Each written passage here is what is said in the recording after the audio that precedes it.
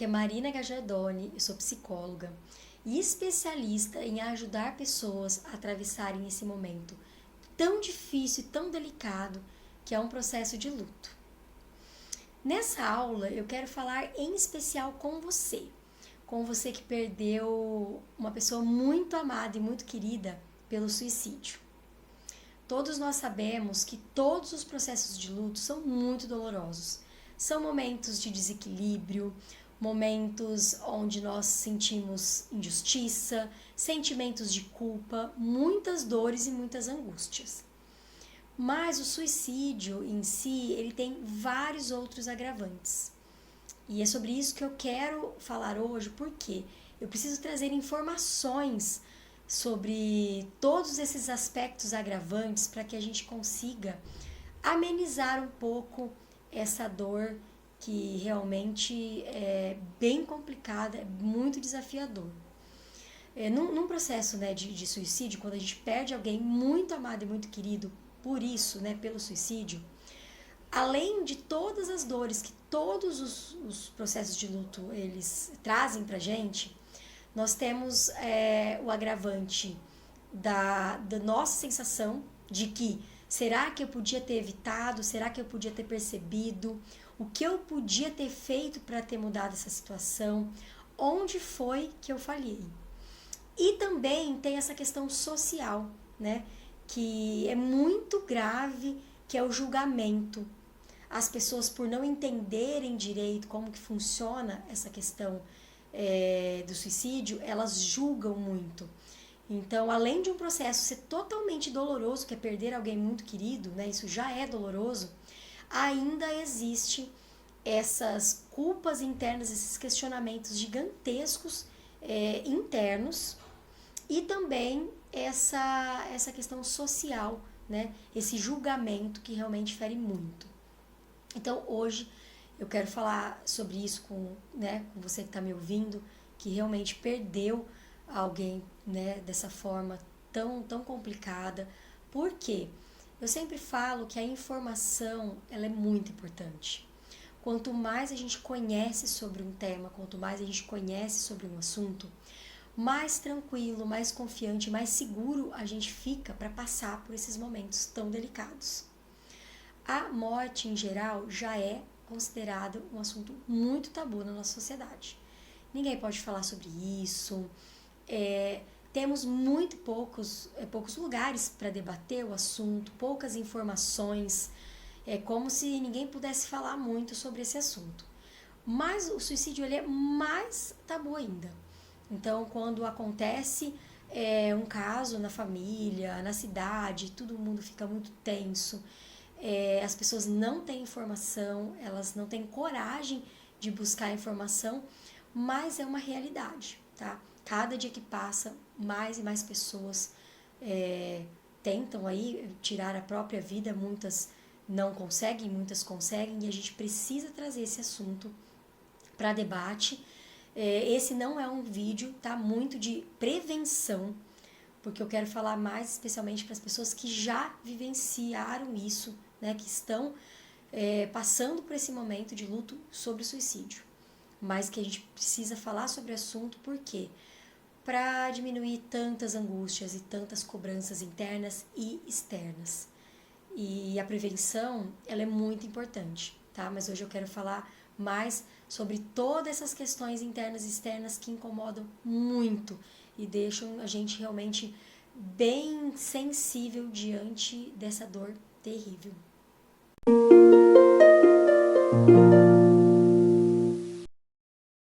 Nós somos milhares e milhares de pessoas no mundo. E cada um de nós tem uma forma única e singular de agir, reagir e interagir com as coisas do mundo, com as pessoas e com as situações. E por que eu falo isso? Porque nós precisamos urgentemente parar de tentar controlar o que é incontrolável. Nós não conseguimos controlar o que as pessoas pensam, como as pessoas veem as coisas, como as pessoas se comunicam, como elas interagem, o que elas sentem. Nós não conseguimos. Não é porque eu amo alguém que eu vou ter o controle sobre esse alguém que eu amo. Mesmo que essa pessoa seja alguém muito próximo, um filho, um marido, uma esposa, não importa. Nós não conseguimos controlar os sentimentos, os pensamentos e as atitudes das outras pessoas. Essa tentativa de controlar o incontrolável só gera sensação de impotência, de frustração, né, de incapacidade, porque eu gostaria muito de saber o que as pessoas pensam, como as pessoas reagem. Gostaria realmente de controlar os meus, né, as pessoas que eu amo, mas isso não é possível. E essa sensação, num processo de suicídio, isso é muito forte, porque as pessoas elas têm essa sensação de culpa. Por quê? Porque o que será que eu fiz? Como eu não percebi? Aonde foi que eu errei? Sendo que nós não temos esse controle. A forma das pessoas verem o mundo e interagirem realmente é única, é totalmente singular. Mesmo amando, nós não temos essa capacidade de controlar. As pessoas, elas também têm quando elas querem disfarçar algo, elas disfarçam muito bem. Principalmente para as pessoas que a gente ama. Vou aqui dar um exemplo. Uma filha que ama muito uma mãe. Só que essa filha está cheia de problemas, com várias angústias, só que ela não quer, ela ama tanto a mãe que ela não quer preocupar a mãe. Então, perto dessa mãe, ela vai tentar sorrir, ela vai tentar agir de uma maneira bem natural, porque ela não quer trazer preocupação. E essa mãe muitas vezes pergunta: filha, tá tudo bem? E aí a filha fala: tá, mãe, tá tudo bem. E na verdade não está. Então, quando a gente esconde coisas dos nossos familiares, não é porque a gente não gosta, porque a gente é brigado, não. Nós muitas vezes escondemos coisas porque a gente ama, porque a gente não quer preocupar, porque a gente não quer fazer as pessoas que a gente ama sofrer. Então, por isso é um susto tão grande quando alguém muito próximo, muito querido, comete um suicídio. E aí a sociedade olha para essas pessoas e fala: nossa, o que será que falhou? O que será que esses pais não viram, que esse irmão não viu, que esse tio não viu? Será que ninguém percebeu? Sim, gente. Às vezes, ninguém percebeu. Por quê? Quando uma pessoa está numa dor, às vezes, muito grande, e ela ama muito as pessoas em volta dela, ela disfarça. Lembra que eu falei que cada pessoa age, reage, interage de uma forma única? Tem pessoas que, diante de um problema, querem falar. Procura ajuda de um profissional, procura um amigo, procura o pai, a mãe, tios, professores. Tem gente que gosta de se expor, de falar. Olha que maravilha. Só que nós não podemos esquecer que existem pessoas que não gostam dessa exposição, que não gostam de dividir. Tem várias pessoas, eu trabalho na clínica há 15 anos, tem várias pessoas que não querem falar quando estão sofrendo. Tem várias pessoas que elas amam tanto, elas têm tanto esse cuidado com quem está em volta, que elas preferem se calar para não ferir o outro. Sendo que, logicamente, que o ideal seria que ela procurasse ajuda.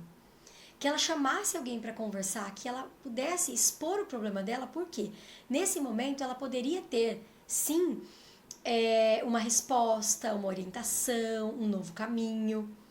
Mas o que eu quero, né, passar para você que está me assistindo é que existem vários tipos de pessoas e é muito individual de uma pessoa para outra.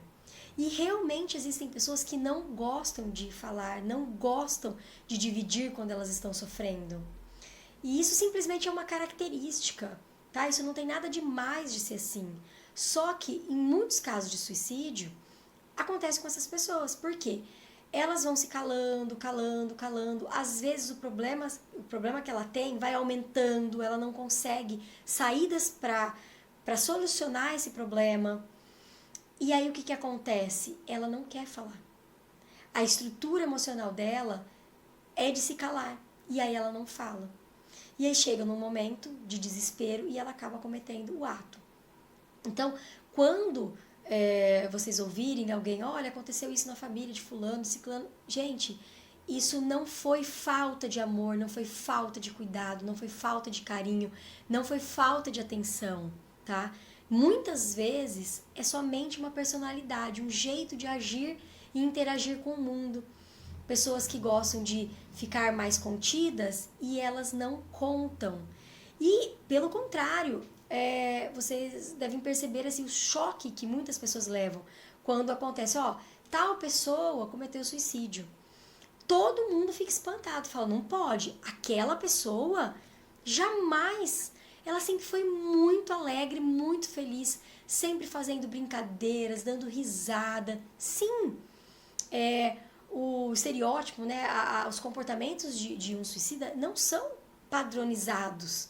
Tem pessoas que sim, que estão isoladas no quarto, trancadas, não querem falar com ninguém, e a gente percebe que está acontecendo alguma coisa. Mas existem vários e vários casos que não. Vários casos que a pessoa ela disfarça muito bem. Pelo contrário, ela sempre mostra uma alegria excessiva. E é aí que eu gostaria de trazer essa informação, né, para quem está me ouvindo, para a sociedade. Por quê?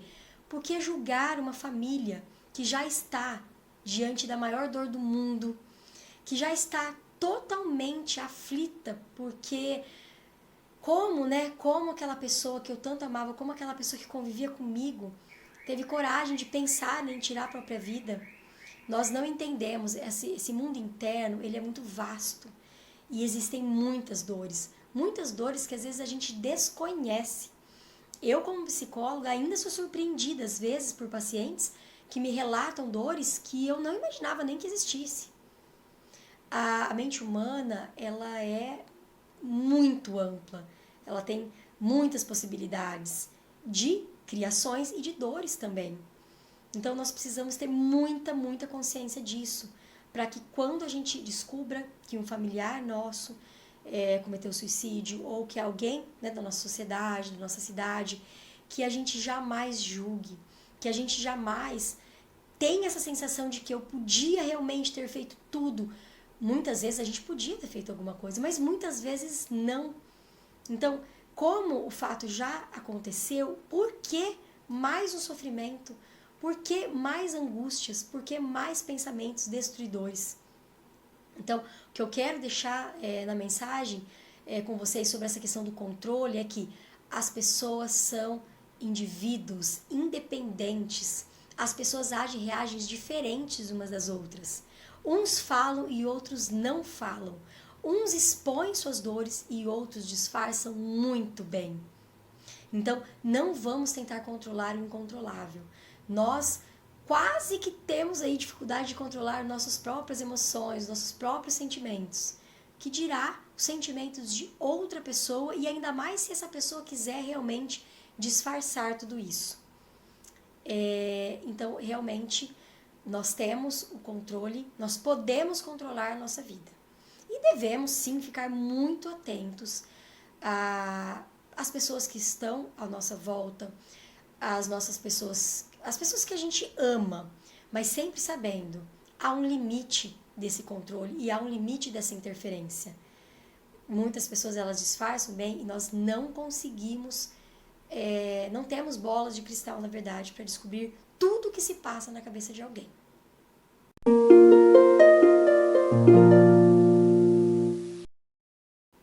E você deve estar se perguntando, né, o que está por trás desse comportamento de desespero, desse comportamento desse pensamento de tirar a própria vida. O que acontece com alguém para ele chegar neste momento? Realmente, assim, exatamente, nós nunca vamos saber. Porque, como eu disse, a mente humana ela é muito vasta. Ela é vasta para dores, para sentimentos, para criatividade. Então, exatamente o que aquela pessoa pensou antes, né, de cometer esse ato, nós nunca vamos saber. Mas existem vários estudos que dão aí um rumo pra gente, né? O que pode acontecer para que uma pessoa chegue a esse momento de extremo desespero. Então, assim, pessoas que já têm, né, problemas emocionais, problemas psicológicos, problemas psiquiátricos, pessoas que têm muita depressão, ou ansiedade, ou transtornos, né, esquizofrenia, bipolaridade. Mas, hoje em dia, assim, quem não tem, né? Vários de nós temos questões emocionais, psicológicas e psiquiátricas. Mas a gente precisa estar atento. Por quê? Sempre muitas vezes, né, com muita frequência, por trás de uma tentativa ou de uma execução realmente de suicídio, existem esses fatores associados, como doenças pré-existentes. Também o que está por trás é muitas tristezas, angústias, né, dificuldades de lidar com frustrações, com as dores, com perdas. Existem realmente vários fatores. E também existem as pessoas que elas acabam cometendo suicídio, mas não era a intenção. Eu tenho até um caso, né, de quando eu fazia faculdade, eu estava no primeiro ano de faculdade e essa moça estava no segundo. E ela tinha uma vida muito boa, uma família muito bacana, tinha as questões dela, né? Todo mundo tem as questões emocionais, provavelmente, né? Eu não sei tudo, mas ela teve uma briga com o namorado e ela estava num momento muito fragilizada e ela gostava muito desse namorado e ela tentou de todas as formas voltar com esse namorado e ele não quis. E naquele momento de desespero, porque ela queria muito falar com ele, queria voltar, ela teve a ideia de tomar algo pra... Na verdade, ela queria dar um susto nele. Por que eu sei que ela queria somente dar um susto? Porque deu tempo dela ser resgatada.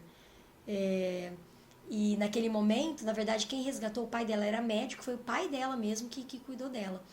Então, ela bebeu algo e logo ela se arrependeu porque ela queria, né, só dar um susto no namorado, mas ela começou a passar muito mal e ela foi resgatada e ela foi pro hospital e a única coisa que ela conseguiu falar pro pai dela, falou: pai, eu não queria fazer isso. E isso acaba não dando certo. Tem outros casos também que a gente acaba descobrindo depois que, na verdade, não foi uma intenção. Por quê? Porque há rastros no celular, no computador, de que a pessoa realmente não queria, que ela queria somente dar um susto ou fazer alguma coisa. Gente, nesse momento, nós nunca saberemos o que realmente a pessoa queria fazer. O que a gente sabe é que a pessoa tinha muita dor e que ela queria sair daquela dor. De alguma forma, ela queria ser escutada, ela queria ser ouvida. Mas, então, existem vários fatores. Muitas vezes, um suicídio podia ser evitado. Muitas vezes ele não podia ser evitado. E a gente precisa ter essa consciência. Por quê? Porque senão o sofrimento é muito grande. Da gente imaginar, até essa moça que eu contei o caso, ela tinha amigos, ela tinha professores, e ninguém percebeu nada. Muitas vezes a pessoa tem um ciclo de amizade, um ciclo familiar com estrutura e ninguém percebe nada. Então, ter essa clareza de que por trás existem sim muitos fatores que certeza absoluta nós nunca vamos ter. Por isso que nós precisamos ter muito, muito cuidado com o julgamento que nós temos com a família, com a pessoa, né? Alguns falam, é fraqueza, é isso, aquilo. Não, gente, é uma dor muito grande. Com as pessoas que eu converso, que só tentaram, né, e não conseguiram, graças a Deus, elas falam, é uma dor muito forte, é uma dor tão forte que a gente só quer diminuir a dor. Né? A intenção não é acabar com a vida, a intenção não é fazer com que os familiares sofram, não é isso. Mas é aquela necessidade imensa de terminar com a dor. E muitas vezes, como eu disse antes, ninguém sabe que essa pessoa está passando por essa dor tão terrível, porque ela pode estar disfarçando. Ela pode ser do perfil de pessoa que não gosta de falar muito. Então, existem fatores separados, né, que podem estar por trás de um ato de suicídio, como também a junção de fatores. A pessoa tem um probleminha emocional, ela tem uma questão psiquiátrica, ela tem uma tristeza porque aconteceu um fato na vida dela, ela tem... Aí vai juntando, de repente acontece algo que naquele minuto ela simplesmente... gente, é questão de um segundo às vezes, ela comete o ato. Então, existem as pessoas que programam, existem as pessoas que é realmente no impulso. O que nós nunca podemos fazer, nunca, é julgar. Porque só nós, cada indivíduo sabe o que existe dentro de nós, o que existe de dor, de angústia, de tristeza. Só nós sabemos. Então, a gente não pode julgar alguém que nem está aqui para se defender. E muito menos ter essa crueldade de julgar a família. Porque a família Mesmo, né, todas as famílias têm questões de conflito. Nas famílias existem brigas, sim, tá? Eu também sou especialista em família e casal. E não existe lugar maior para briga do que uma família. Por que a gente briga tanto dentro da nossa família? Porque a família são as pessoas mais próximas. Se eu tô nervosa, meu marido passou perto de mim, eu acabo descontando nele, ou minha filha tá brava porque brigou com uma amiguinha, desconta em mim. Isso é natural, isso é do ser humano. Só que aí quando acontece um suicídio na família, essas questões ficam muito potencializadas, porque a gente entra realmente em pânico. Meu Deus, será que foi porque eu fiz isso? Será que foi porque eu falei aquilo? Será que foi porque aquele dia meu filho queria falar comigo e eu acabei de chegar do trabalho e não quis ouvir? Quantas vezes eu cheguei em casa e minha filha, mãe, eu quero falar, espera um pouquinho. Isso é normal, isso é natural, né? Dentro da família, não existe famílias que não têm brigas, que não têm crises, que não têm discussões, que não têm desavenças. Então é muito cruel que a gente julgue uma família porque aconteceu um suicídio naquela família, pois pode acontecer em qualquer lugar. Pode acontecer na minha casa, pode acontecer na casa de qualquer um. E esse pensamento de culpa, do que eu podia ter feito, de será que foi porque aquele dia eu briguei, isso não existe. O que eu peço do fundo do coração é que vocês não julguem a pessoa que cometeu esse ato de desespero e de dor. E jamais julguem a família, porque é uma dor muito grande. A dor da ausência física de alguém amado, ela é uma dor imensa. Mas mais um julgamento e mais uma culpa, isso realmente fica quase que insuportável. Então vamos respeitar a memória das pessoas que partiram, né, por esse ato de desespero, que a gente nunca vai saber o real motivo, e respeitar muito, muito a dor dessas famílias.